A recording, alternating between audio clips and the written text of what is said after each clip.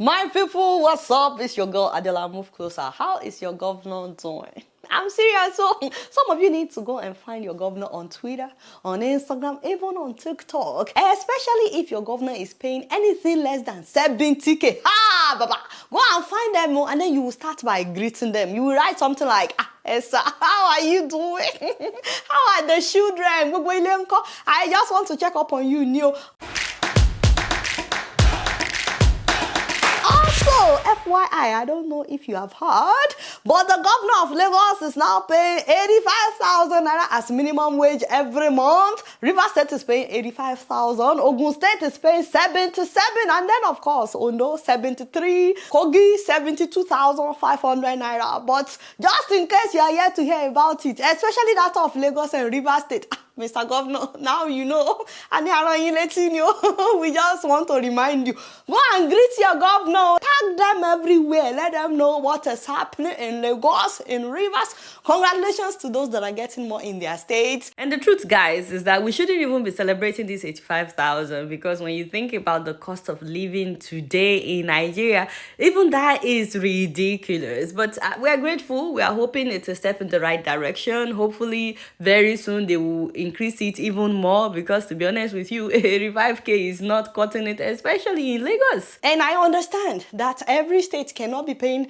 85,000. Also, the cost of living in Lagos is significantly higher than other places, but this only shows us what is possible. Not every state is generating what Lagos is generating, I understand that, but it's just another reminder that every single state in Nigeria should find a way to generate revenue. Each state should be autonomous. Each governor should work on some things that would make it possible for his state to generate more money. And these are practical things that you can do. For example, develop your state, fix your roads, fix electricity. That alone will attract more businesses and create more job opportunities. Work on making sure that your state is producing things that people would want in other states and even outside the country. There's nothing wrong in your state exporting things. Ensure security. That is top priority if you want to be making extra revenue in your state. I mean, you are all getting hundreds of millions of naira every month as security vote. That money is for the sole purpose of funding security services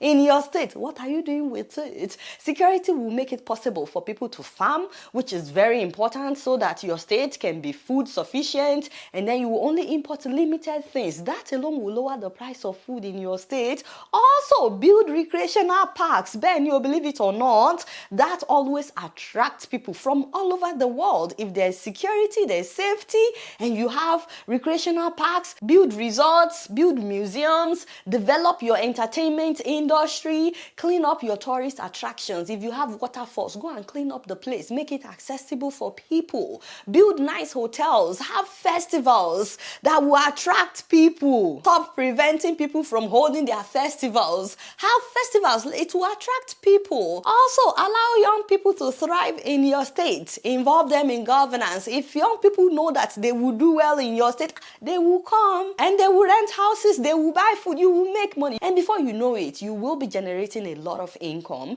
and your minimum wage will be attractive. So these are some of the practical ways that each state can make money. All in favor, say aye.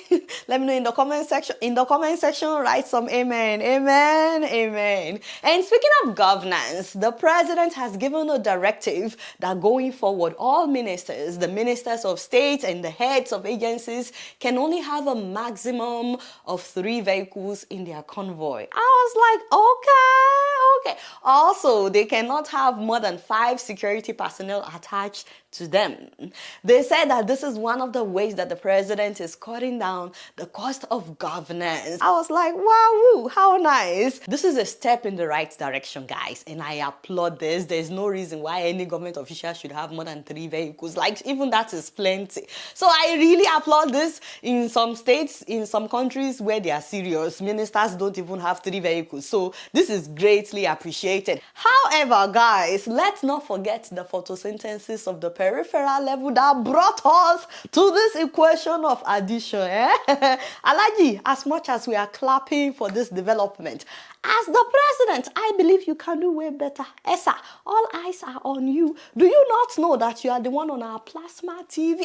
And you are the one that everybody is what?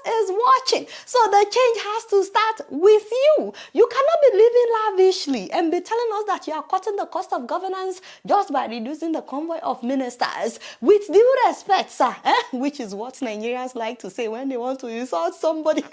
Except for me, of course. You guys know I don't know how to insult people. Anyway, sir, with due respect, Alaji, the amount that you, your wife, and your vice president have spent on traveling this year alone.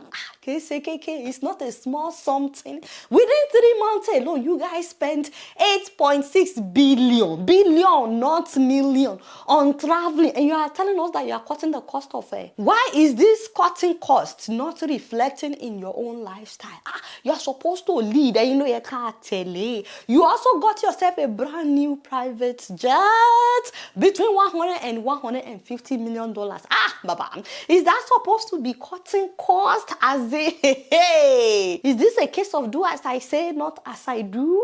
Your wife's office spent 1.5 billion on vehicles alone. She spent more than 700 million on foreign trips within 3 months, just 3 months.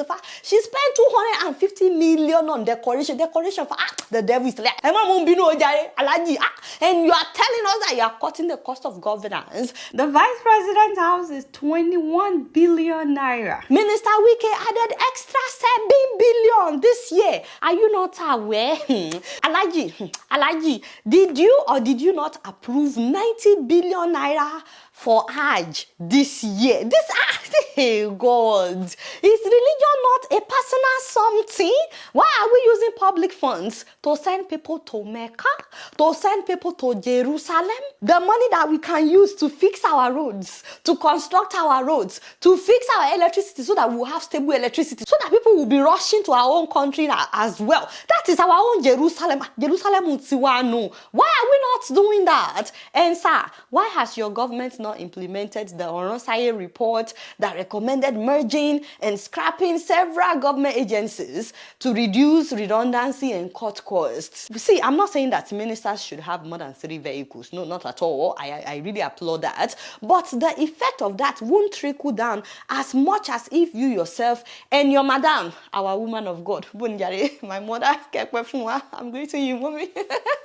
The effect won't be felt as much as if you guys lead by example. Hopefully, very soon we will hear of how the president himself is now cutting cost of governance. Amen. Amen. Amen. Now, speaking of Mr. President, you must have heard that he reshuffled his cabinet. He fired 5 ministers. He appointed 7 new ones and he reassigned 10 of them to new portfolios. He fired the Minister of Education, the Minister of Tourism, Minister of Women Affairs, Youth Development, and the Minister of State Housing and Urban Development. He then appointed these 7 new ministers. We are glad that he finally replaced Madam Betta Edu, the former Minister of Humanitarian Affairs. Remember that auntie who allegedly transferred 585.2 million into the private bank account of a civil servant. So she has now been replaced by Dr. Yiltwada. Also, I'm quite excited about Bianca Ojukwu becoming the Minister of State Foreign Affairs. Shut up!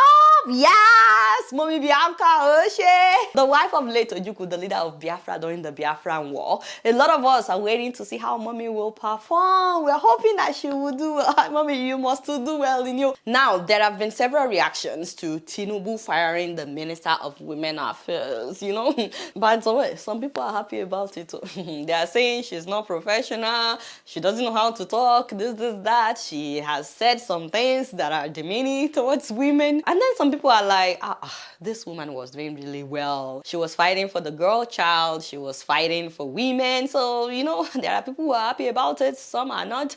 In fact, I saw the video of some of her staff, allegedly new, celebrating that she was fired.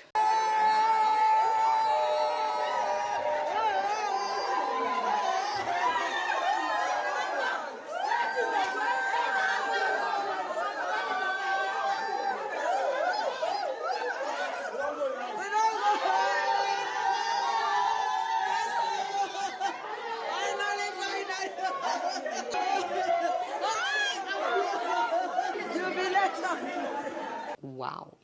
But guys, whether you liked that woman or not, and I know she had her own issues and she's also done some great things, what I am trying to understand is how she was fired, but then somebody like Minister Wike was not fired. Make it make sense. Like, what kind of criteria did they use? If you're talking about being unprofessional, Wike has never been professional, okay? This man is not only publicly arrogant, we've seen what he's doing in River State, where he used to be governor, still trying to impose himself on them all the way from Abuja as a godfather. We've seen how he's demeaning female lawmakers. There are several videos of him making derogatory remarks about female lawmakers, not just lawmakers, about people in general. We've seen how he treats people. In fact, we just saw the video where he called Abuja developers land grabbers and he totally disrespected them. Sir, we are not land grabbers. We are developers. Developers, what about developers? We have papers. Guys, we have that show. This is Media Council. Who told you? That's why you sir. Hey, keep quiet. If you are a you know what I want to say to you? I'm taking the laws into your hands. No, we never did that. It's a wrong information. It's a wrong information. Listen, you don't even know the reason why. It's okay, sorry. Who told you can talk? If you think that you take something, you are not the only one. You have to be careful. Stupid. Because I came there to talk to you. I don't need to talk to you. Sorry, sir. Sorry, sir. You don't know what to do. Don't bring their guns. No, sir. No, sir. Don't have gun. We have no guns. Wow. What is paining me is the fact that some of them were saying sorry, sir. Like, sorry, hey God. He has no decorum whatsoever. He doesn't even know how to talk to people. This man is so full of himself that he sees other people as if they are nothing just because he's a minister. Can you imagine? Also, he ordered the demolition of houses in Lugbe recently, allegedly without notice. We saw development control, they came here, and the next thing, they started removing houses. There was no prior notice, they didn't tell us anything. All we heard was that the minister was interested in the place. That was the only thing they told us. And that they said they should remove anything that is existing there.